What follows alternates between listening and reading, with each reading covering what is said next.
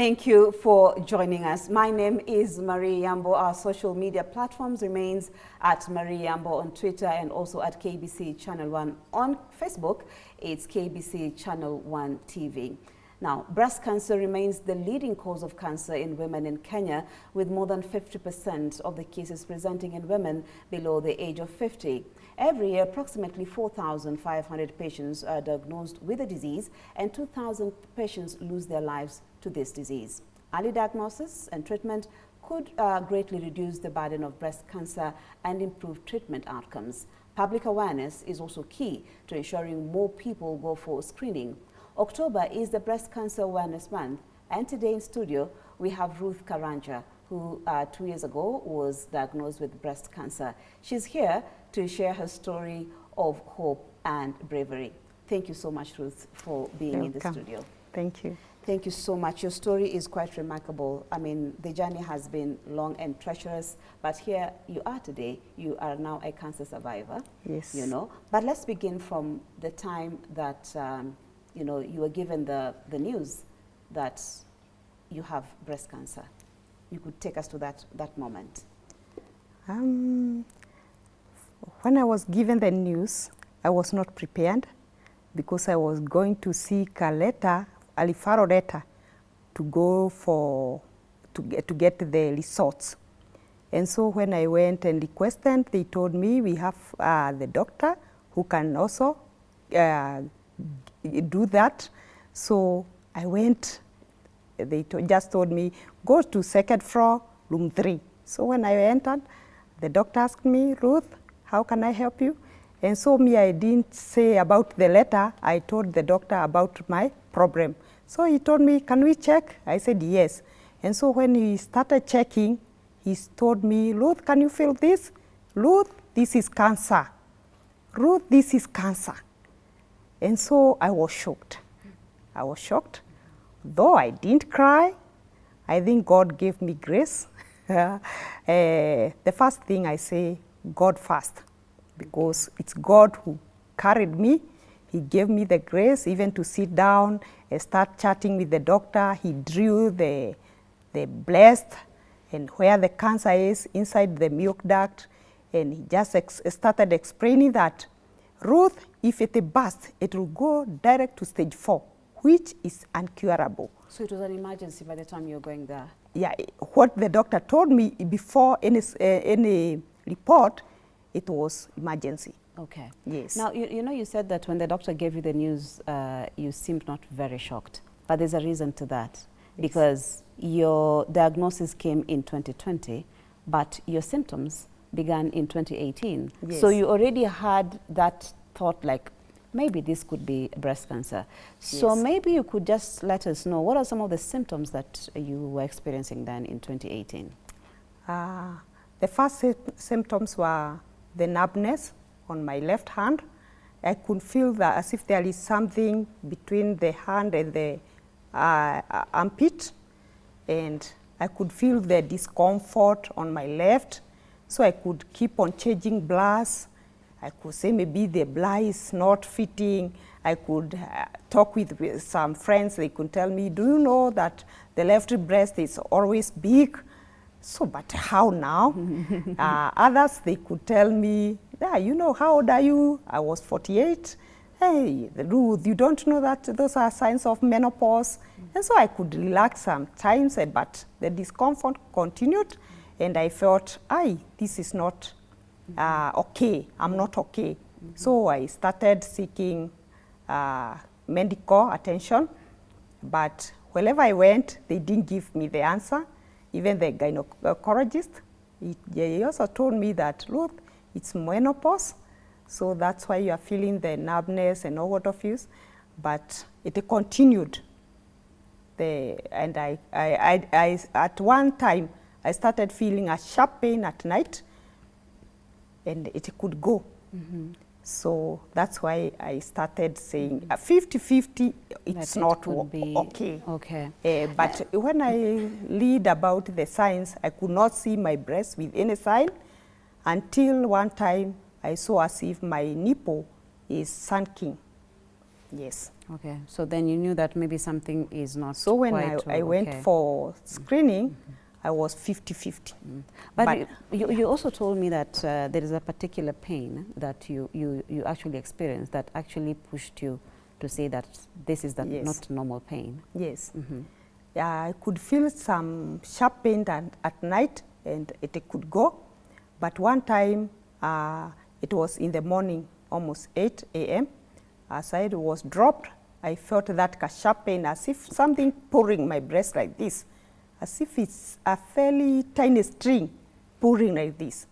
A sharp pain, but it went to the mind, and I felt, no. I went, and the doctor checked and told me, you need to go for screening. Yeah, for screening. Yes. And so you did go for screening, and definitely, eventually, in 2020, you were told that you have breast cancer. Yes, and that pain, I was told it's because it was in the duct, the vein, inside the vein, and it was enlarging. When it was enlarging, so it could push the veins.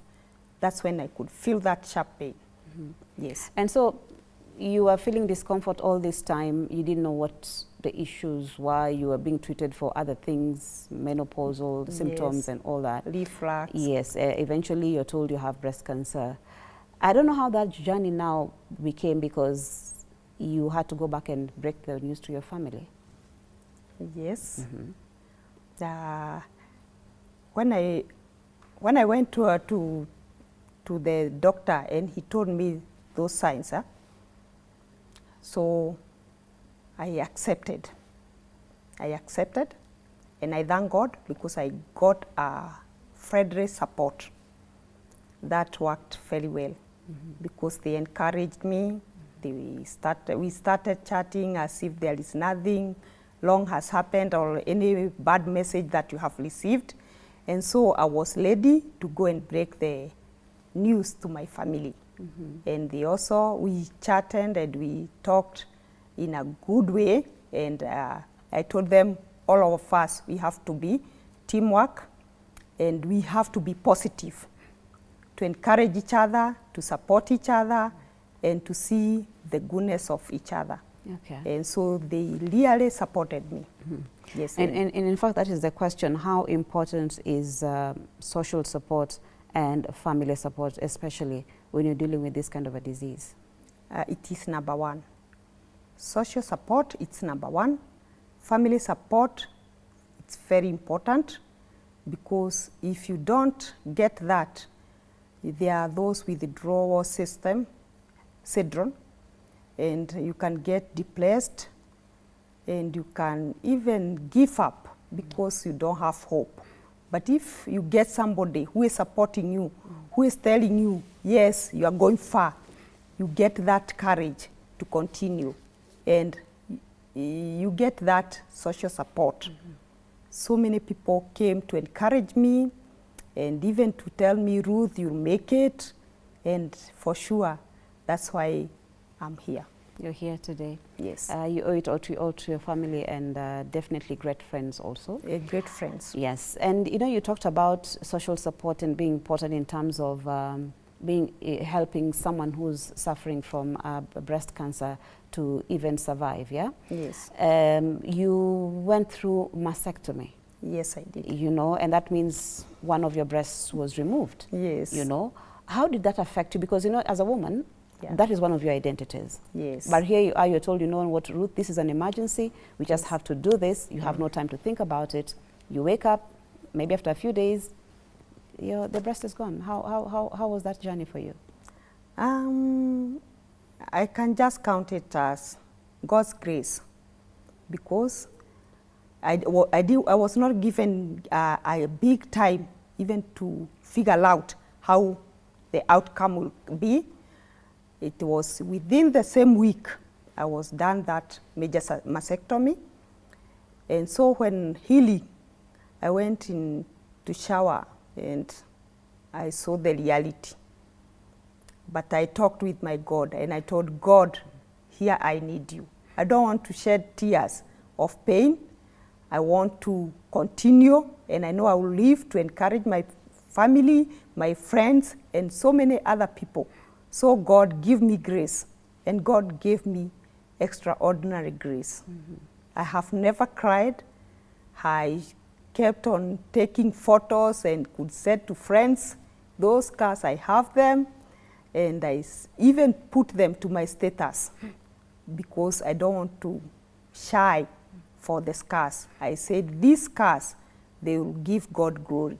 Okay. Yes. Now, mastectomy is just one of the treatments that one can go through if they have breast cancer. Yes. But then again, you had to go through the next, course of treatment, Yes. and that was chemotherapy. Yes. And this is one of the most difficult, sessions, or can I say stages of treatment of breast cancer or any cancer for that matter. Yes. How was that for you? Yes, I can say mastectomy was about 20% bad, but chemotherapy is 100%. Why? Because it is worse. The procedure, it is not an easy journey, and I didn't know, and I said and I confessed even to my family and my friends that I will not Google.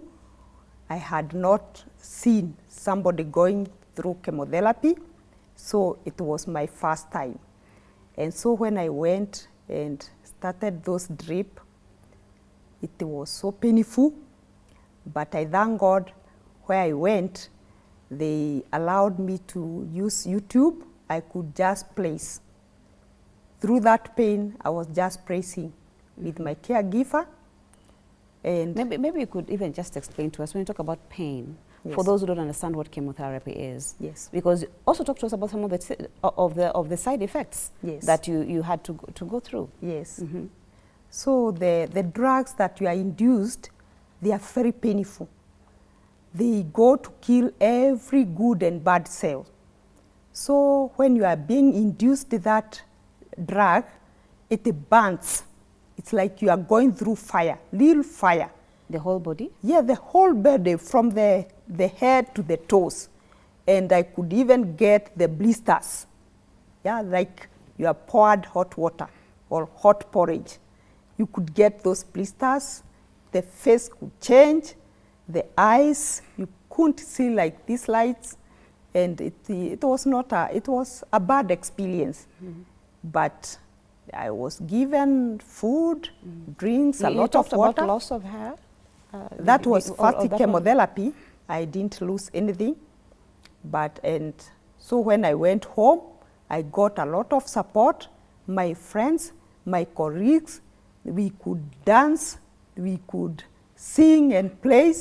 And so that gave me the positive vibes, which I'm maintaining up to now. Okay, so you never went through any loss of hair, because that is normally one of the side effects. That was the first chemotherapy. When I went before the second chemotherapy, my caregiver, she told me now I had a very big hair. So she told me because of that, now that discomfort through that session, so let's do the braids or the lines for your hair to reduce that discomfort. So she did my lines on my head. And so when I went for the second chemotherapy, the second day when I woke up, I just did like this, and it fell like as if I was putting a heart. Oh, your hair just fell? Everything. We just took it and put it in the dustbin. Wow. Everything. Did that scare you? Yes. Did you get scared? Because, I mean... At that time, because of the discomfort I was feeling of the drugs, I didn't feel as if anything has happened. But my daughter and my friends, they really cried. They really did. But the discomfort, you could give up. The pain you're dealing with was much more than just you losing the hair. Even I didn't see as if, it's as if you are feeling hot and you move the jacket. So you feel you are relaxed. Okay, and another thing that is normally very difficult when it comes to treatment of breast cancer, Ruth, is money. Yes. I do not know how you manage, because a lot of families, a lot of people go through a lot of turmoil, selling property just to be able to manage to treat cancer or breast cancer for that matter. Yes. For you, how was that? How were you able to, just get even the funds to be able to? God provided. And when I say that, I'm encouraging somebody out there that God provides. I kept on saying that, and God gave me that word, that Psalms 23, the Lord is my shepherd. And he really provided. Because you see, I was given a span of 1 week to go for the major mastectomy and start the treatment. But God provided. The friends, they started contributing without my knowledge. And whenever they could come, bring everything that I needed, they supported my family, my husband's friends, they supported. And so it was amazing, amazing. We lacked nothing. How much would you say, I know you're still on medication, but Yes. at least for that moment that you really needed the treatment, how much would you say you had to spend? More than 1 M, more than 1 million. Okay. Yes, because for the treatment, the surgery, even if the NHIF was covering, it's a percentage. Okay. Yes.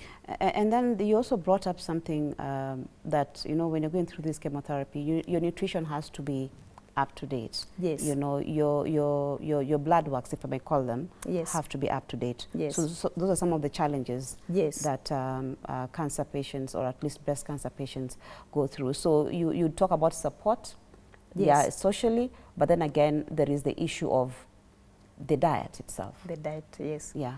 Yeah, I got everything because those friends, they brought even what I needed as diet.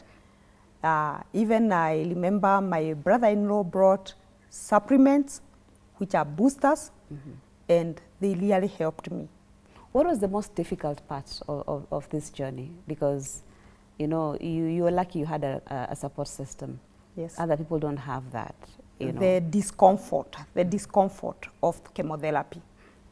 Because when you are alone, you could feel as if you can go and dig a hole and go inside and cover it and forgotten completely. The discomfort is very It's too much. distressing, yes. What would you want people to learn from this journey of you overcoming? Because you're in remission now. Yes. I want to tell them that there is hope. There is hope, and they must accept whatever comes, accept, deal with it, and believe in yourself, believe in God, and believe that it's possible. And always be positive. Be positive, and never give up. Never give up. Yeah, there is hope.